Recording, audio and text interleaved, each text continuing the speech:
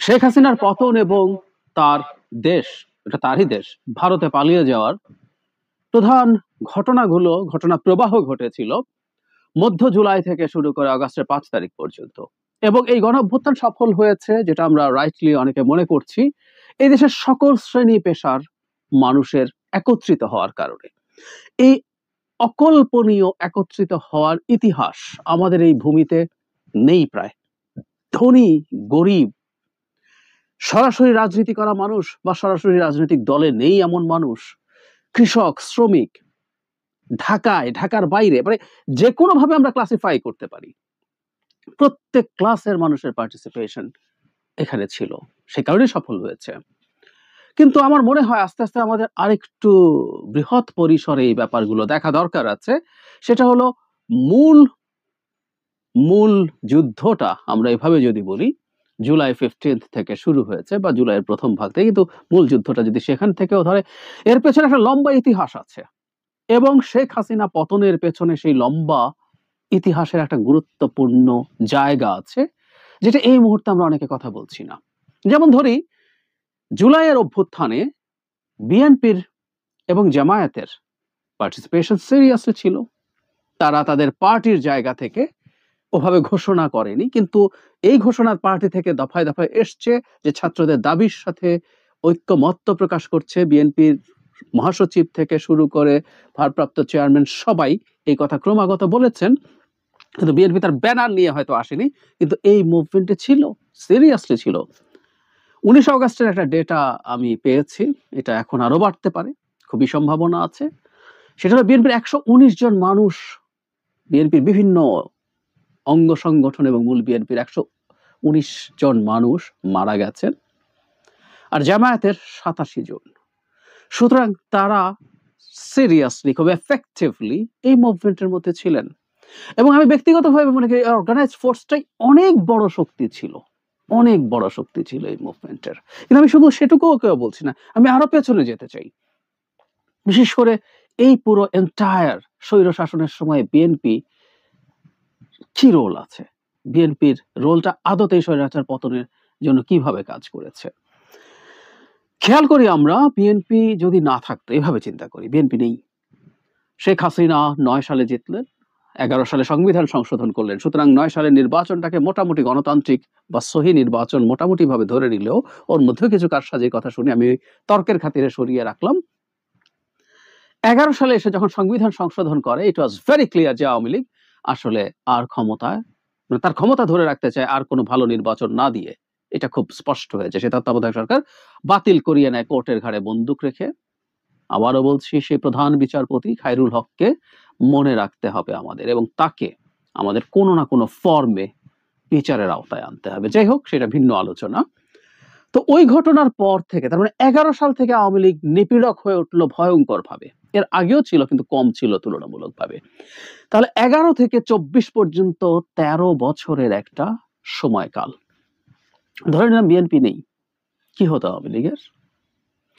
আওয়ামী লীগ তখন, এই লড়াইটা যদি না থাকতো, আওয়ামী লীগের জন্য আসলে খুব কুসুমাস্তীর্ণ একটা পথ থাকতো। সে তার মতো যে কোনো কিছু করার চেষ্টা করতো, করে যেত। জামায়াত শুরুর দিকে মাঠে ছিল, বিশেষ করে 14 সালের নির্বাচনের আগ পর্যন্ত, কারণ তখন তাদের নেতাদের বিচার করা হচ্ছিল। সেই বিচারের প্রতিবাদে তারা খুব শক্তভাবেই মাঠে ছিল। কিন্তু এর পরবর্তীতে জামায়াতকে আমরা আর মাঠে খুঁজে পাইনি। ইয়াস, আমরা জামায়াতকে আর মাঠে খুঁজে পাইনি। সেটা তাদের কৌশলগত সিদ্ধান্ত বা রাজনৈতিক তাদের যে প্ল্যান, সেটা তাদের ব্যাপার, কিন্তু ছিল না 14 আগ পর্যন্ত। তাহলে 11 থেকে 14 পর্যন্ত দুটো দল, 14 পর থেকে জামায়াত মাঠে ছিল না, 24 পর্যন্ত মাঠে ছিল বিএনপি। সো বিএনপি নেই, হ্যাঁ, এর মধ্যে বিএনপি স্খলন আছে। আমি বহুবার বলেছি যে 18 সালের যে মানে রাতের সিলের নির্বাচন, তারপর 5 বছর অলমোস্ট বিএনপি কিছু করেনি, মানে 4 বছর টু বি স্পেসিফিক। সেটা হচ্ছে 22 সালের ডিসেম্বরে আমেরিকা র‍্যাবকে স্যাংশন দেওয়ার আগ পর্যন্ত। এই রাতে সিল মারার পর একটা হরতালও, একটা বড় মিছিলও বিএনপি অর্গানাইজ করেনি, এটা সত্য। কিন্তু তারপরে 10 বছর বিএনপি ছিল, কিন্তু আমরা ধরে নিলাম বিএনপি ইনঅ্যাক্টিভ ছিল। তাতে কি হতো? আওয়ামী লীগ তার মতো করে কোনো সমস্যা তার হতো না, সে নির্বিঘ্নে চালিয়ে যেত। এবং বাংলাদেশ আরো অনেকগুলো স্বৈরতান্ত্রিক আমাদের এশিয়াতেই আছে, কঠোর নর্থ কোরিয়া আছে, আর একটু সফটার কম্বোডিয়া আছে, সেভাবে নিরুপদ্রব ভাবে চালাতে পারত। কিন্তু না, বিএনপি থাকায় বিরাট সংকট তৈরি হলো।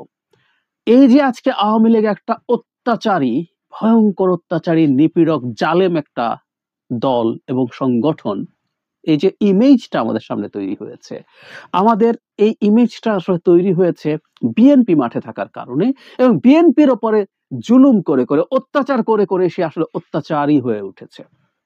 আমরা অনেকে বিএনপি করি না, সমাজের সব মানুষ বিএনপি করে না, করার কথাও না, কারণও নেই। কিন্তু যখন আমরা দেখছি একটা দলের নেতা কর্মীর উপরে অকল্পনীয় রকম অত্যাচার হচ্ছে, আমরা সাধারণ মানুষ যারা আসলে রাজনীতির ব্যাপারে একটু খোঁজ খবর আছে, আমরা চাইবে না চাই, আমাদের সাবকনশিয়াসে কিন্তু ক্ষুব্ধতা তৈরি হতে থাকে। 2700 এক্সট্রা জুডিশিয়াল কিলিং হয়েছে আওয়ামী লীগের এই সময়টাতে।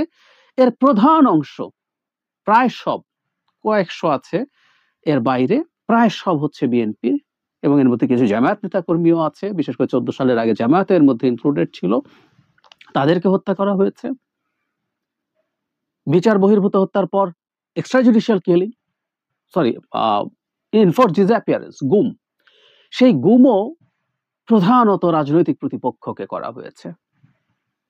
খুব স্বাভাবিক। কাস্টোডিয়াল টর্চার, কি পরিমাণ অত্যাচার, নির্যাতন বিএনপির মানুষজনকে যখনই গ্রেফতার করা হয়েছে তখনই এই তথ্য প্রচুর আমরা পাবো। নখ তুলে ফেলা, পেটানো, কি করা হয়নি, ইলেকট্রিক শক দেয়া, বিভিন্ন রকম টর্চার করা হয়েছে। আর একটা নতুন টার্ম আমরা বিগত সরকারের সময় শিখেছি শুধু বিএনপিকে অত্যাচার করার জন্য, সেটা হচ্ছে, আমাদের নিশ্চয়ই মনে আছে, গায়েবী মামলা। আপনি এমন মামলা করছেন, আগে যেটা হতো একটা ঘটনা ঘটলো, সেই ঘটনার পরিপ্রেক্ষিতে ওকে তাকে নানান নাম দিয়ে, এমনকি দূরে থাকা মানুষ, টপ লেভেলে মানুষকে হুকুমের আসামি টাসামি বলে বলতেন। কিন্তু গায়েবী মামলা বলে এক বস্তু তৈরি করা হলো, যে বস্তুতে কোনোদিনও ঘটে নাই এমন ঘটনা। প্রথম আলো সরেজমিনে রিপোর্ট করেও দেখিয়েছিল 2018 সালের একটা নির্বাচনের আগে ভয়ঙ্কর সেপ্টেম্বর এরকম নামে এক মাসে যতগুলো মামলা হয়েছে পুলিশের উপর হামলা টামলা, সরেজমিনে গিয়ে তারা দেখিয়েছে ওখানে কিছুই হয়নি। এই গায়েবী মামলার মাধ্যমে লক্ষ লক্ষ বিএনপি নেতাকর্মীকে মামলার জালে ফেলা হলো, জেলে নিয়ে যাওয়া হলো, তারা জেলে থাকলো, তারা বেরিয়ে আসলো, বেরিয়ে আসার পরও তাদের কষ্ট গেল না। আমি অনেক মামলা থাকা অনেক মানুষকে ফেস করেছি, বলেছি আমার ভিডিওতে, আজকে আরেকটু আবারও বলি, মানে সংখ্যা 50, 60, 70, 80, বিএনপি মহাসচিব যারা মির্জা ফখরুল ইসলাম আলমগীরের বিরুদ্ধে 100 মামলা, 450-500 মামলাও আছে বিএনপির উপরের পর্যায়ের নেতাদের মধ্যে। সো এই মামলাগুলো যখন একজন মধ্য সারির, নিম্ন সারির নেতাকর্মীর নামে হয়, জেল থেকে বেরিয়ে আসার পরও প্রতিদিন না হলেও 3 দিন 4 দিন, কেউ কেউ প্রতিদিন যেতে হয়, সপ্তাহের ওয়ার্কিং ডেতে কোর্টে যান, কোনো না কোনো একটা কারণে তাকে কোর্টে যেতে হয়, ফতুর হয়ে যান তার উকিলের ফি দিতে দিতে। এট দ্য সেম টাইম, যেহেতু আপনি সপ্তাহে 3 দিন 4 দিন কোর্টে থাকেন, আপনার কোনো পেশা নেই, পেশা হতে পারে না, আপনি চাকরি করতে পারেন না, ব্যবসা করতে পারেন না। এই অবর্ণনীয়, অকল্পনীয় কষ্টের মধ্য দিয়ে গেছে, এই তথ্যগুলো আমাদের সামনে এসছে, আমাদের হয়তো মিডিয়াতে এসছে, আমরা হয়তো তাকে কাউকে পার্সোনালি দেখেছি, চিনেছি, এগুলো আমাদের ক্ষুব্ধতা তৈরি করতে শুরু করেছে। এই দেশে বহু জায়গায় হাজার হাজার, লক্ষ লক্ষ বিএনপি নেতাকর্মী এই এন্টায়ার আওয়ামী লীগের সময় এলাকায় যেতে পারেনি। বহু জীবনের, মানুষের জীবনে ব্যক্তিগত বিপর্যয় ঘটেছে, অনেকে স্ত্রী ছেড়ে চলে গেছে। আমরা ডকুমেন্ট করিনি, আমাদের করতে হবে কোনোদিন, কিন্তু অনেক তথ্য আমরা এভাবে পেয়েছি। এলাকায় যেতে পারে না, সে আর কিছু পারে না, ঢাকায় রিক্সা চালাচ্ছে। আমাদের মনে থাকার কথা, যারা মির্জা ফখরুল ইসলাম আলমগীর একবার এরকম একটা অভিজ্ঞতার কথা বলতে গিয়ে কেঁদে ফেলেছিলেন। অনেকে বলছিলেন যে বিরোধী দলীয় নেতারা আরো শক্ত হওয়া উচিত, যদিও আমি মনে করি না। আমার ভালো লেগেছে ওনার কান্না। আমাদের একজন রাজনীতিবিদ কাঁদছেন তার নেতাকর্মীর কষ্ট দেখে, ইট ডাজন্ট নেসেসারিলি মিন যে উনি শক্ত হয়ে মাঠে দাঁড়াবেন না, কান্নাটা ইন্ডিকেট করে এটা তাকে টাচ করেছে। যাই হোক, উনি এই গল্প করেছেন, এই গল্প আমরা জানি। সো এটা মির্জা ফখরুল ইসলাম আলমগীর শুধু কথা বলছি না, আমাদের চারপাশে যখন এই ঘটনাগুলো ঘটে, মিডিয়ায় আসে, আমাদের চোখের সামনে ঘটে, আমরা শুনি কারো কাছে, এগুলো ক্রমাগত আমাদের মধ্যে বারুদ তৈরি করে। একটা গণঅভ্যুত্থানের জন্য কিন্তু বারুদ লাগে, নানা ফর্মে সে বারুদ জমা হতে হয়, সে বারুদ গুলো জমা হয়েছে। এবং একটা সরকারকে ক্রমাগত চ্যালেঞ্জ দিতে দিতে দিতে দিতে বিএনপি তার যে জালিম সত্তা, তার যে অত্যাচারী সত্তা, এই সত্তাটা আমাদের সবার সামনে এনে রেখেছে এবং ওর এই জালিম সত্তাটা সামনে আস্তে আস্তে ক্রমাগত এটা ইন্টারন্যাশনালিও ছড়িয়ে পড়তে শুরু করেছে।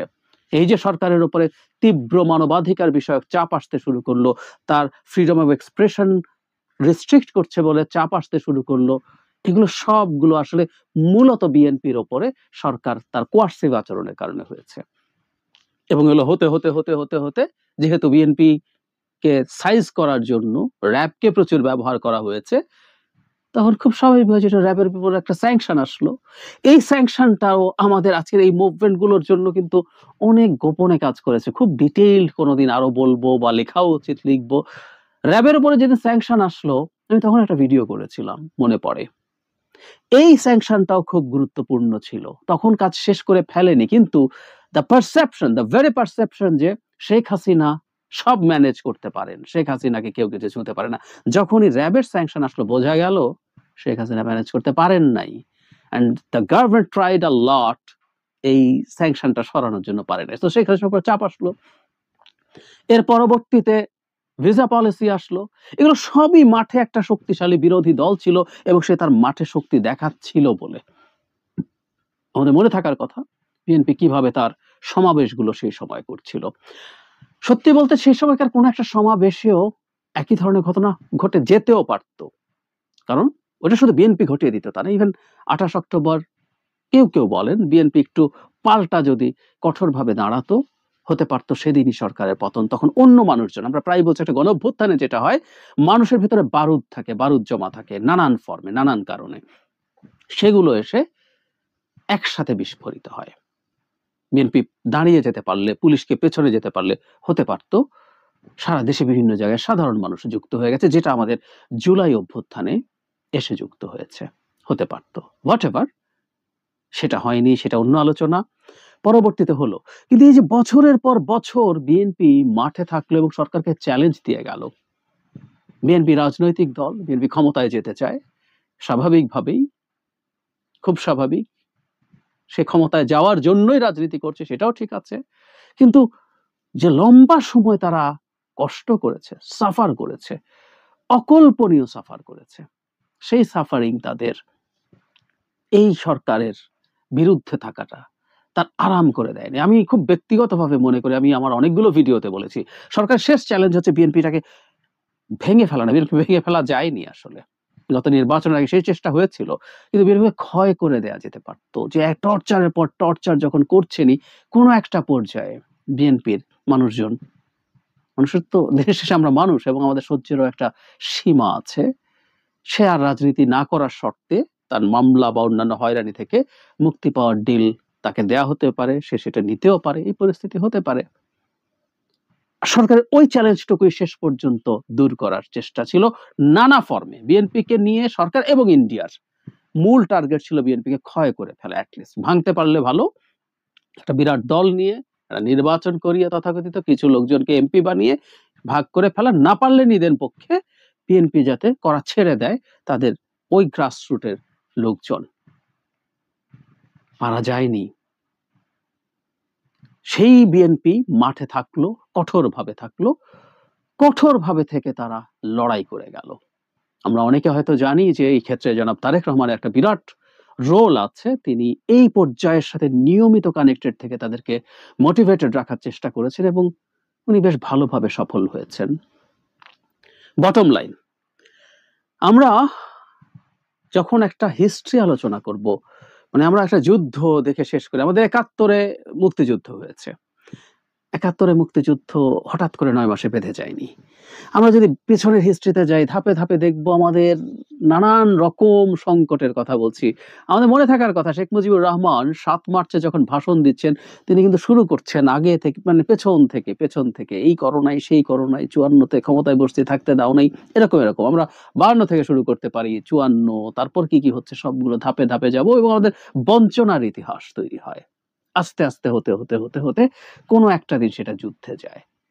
রাজনৈতিক দলগুলো এই বঞ্চনাকে একত্র করে, একত্রে আনে, মানুষের বারুদটাকে উস্কে দিতে চায়, বা আর কেউ যদি সে একটা এই ধরনের পরিস্থিতি করতে চায় তাহলে তাই হবে।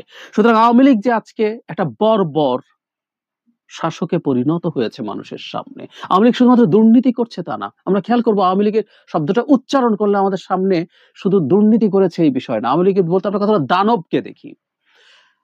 মানে টিভিতে বা শুনতে হবে না, পাড়ায় আমরা দেখবো কতগুলো দানব। এই দানবগুলো কিন্তু তৈরি হয়েছে। ছাত্রলীগ, যুবলীগ, অন্যান্য যে লীগগুলো আছে তাদেরকে দানবে পরিণত করা হয়েছে মূলত বিএনপিকে ঠেঙানোর জন্য। সো এই দানব চেহারা দেখে দেখে আমরা বড় হয়েছি। পুলিশকে দানবে পরিণত করা হয়েছে, র‍্যাবকে দানবে পরিণত করা হয়েছে বিএনপিকে ঠেঙানোর জন্য। সো আমি যখন এরপর পুলিশকে কোনো কারণে ফেস করতে গেছি, আমি ওর দানব সত্তাটা দেখে এসেছি। আমার উপরে সে দানবীয় আচরণ হয়েছে। এই প্রত্যেকটা আসলে সে এই জায়গায় গেছে এবং আওয়ামী লীগের এই সত্তাটা, এই যে একটা দানব সত্তা তৈরি হয়েছে, বিএনপির কারণে তৈরি হয়েছে। সুতরাং আওয়ামী লীগের দুর্নীতি, অপশাসন তো আছেই। আওয়ামী লীগ ভয়ঙ্কর রকম একটা বর্বর দানব যে মানুষকে অত্যাচার, নিপীড়ন, জুলুম করে। সেই ইমেজটা আমাদেরকে দুর্নীতির চাইতে আরো অনেক বেশি ভয়ঙ্কর রকম ক্ষুব্ধ তৈরি করেছে, অনেক বেশি বারুদ আমাদের মধ্যে জমা করিয়েছে। এই পুরো কৃতিত্বটা বিএনপির। সো আমরা যখন সিরিয়াসলি কাজ করব, হিস্ট্রি লিখব, ব্যাকগ্রাউন্ডে বিএনপির এই বিরাট অবদানের কথা যেন ভুলে না যাই। আমাদের মধ্যে এখন টেন্ডেন্সি হয়, ওই যে বলে না, success has many fathers, failure is an orphan. ফেইলিয়ারের দায় কেউ নেয় না, কিন্তু সফল হলে প্রচুর পিতা তৈরি হয় তার। আমাদের চেষ্টা হবে, চেষ্টা থাকা উচিত হবে হিস্ট্রিতে, যখন এই হিস্ট্রি লিখবো আমরা ভবিষ্যতে বা এখন থেকেই, তার জায়গাগুলো দেয়া। আর বিএনপি তো এই আন্দোলনেও সিরিয়াসলি পারফর্ম করেছে। সুতরাং এই হিস্সা তো তাকে দিতেই হবে। সাথে জামায়াতও করেছে। জামায়াতও আগে বিরোধী যখন আন্দোলন করছে, আগেও বলেছি 14 সাল পর্যন্ত অ্যাটলিস্ট জামায়াতও মাঠে অত্যন্ত টাফ ফাইট করেছে। সবকিছুই থাকতে হবে হিস্ট্রিতে।